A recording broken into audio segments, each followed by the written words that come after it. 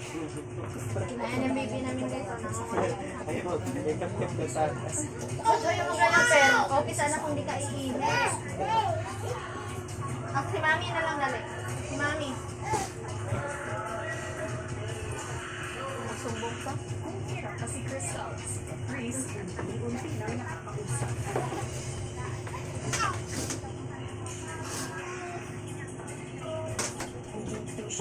No, kasi na! Kahit huwag pong kita agad din kung gumagalaw pa po. Kailangan stable po talaga. May tinatarget din po ako na posisyon ng bola. Ang hindi manada. At yun po yung malapit po sa dulo ng plato para konting No! blow lang po po yan ang unit I said no ah. bola. Naku, panalo si Kap. Kapag yung natapasikat na is, gusto ko din yung gawin. Hindi pa rin ko talaga ako nagpapapinag. Hanggang hindi ko po siya natatapos, may chance pa rin po ako balikat pa po yung punta sa kabilang plate. Ay, Binilisan ko po talaga na ilagay po yun sa pang-unang plato dahil kung nagawa ko po na umabot sa pang-limang plato, mas kakayanin ko po na makaabot pa po sa pang-anim na plato po yan. huwag mo lakasan. Si Crystal, pahinga na kumahapon. Hanggang sa muling umabot si Caprice sa ika-5 plato. Nagdasal po talaga ako na sa mailagay po yun sa last na plato po yan.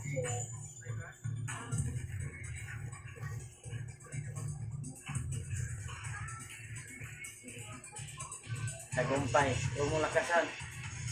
Yun. Nalo din sila sa wakas. Hindi po agad nag-react ako. Iyak. Kasi gulong-gulong pa po yung bola. So, inantay ko po muna maging stable siya. Tapos after po nun po yung sumigaw na po talaga ako po yung Nanalo din sila sa wakas. tumulong po talaga ako sa kanila ko yung sobrang saya ko po. Laking mahirap siguro si Caprice. Hindi mayaman yan. Ang nanalo, Caprice. Congratulations. May tig-2 puntos na ang parehong grupo. Sino nga kaya ang mas aangat sa unang ligtas? Sa pamihirang pagkakanaon, Ano yung ginagawa? may isang matutukso. Si Yaya, ang beloved sister ni Tinatawag nilang demonyo. Papalaban ka pa sa akin. Kailangan mo yan. Sa kanya,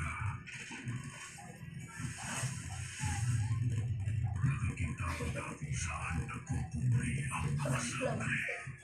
Kailangan mo mag-jacket kasi ayaw mo magpapakomot, di ba? Sobrang lamig. Na yung akin niya na. Kung ba kayo kay Daddy?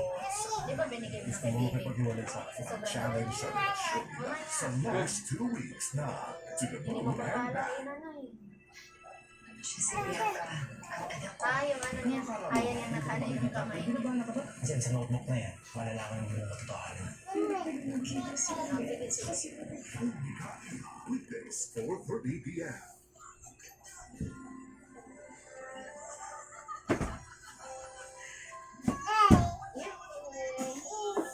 Punta na dun.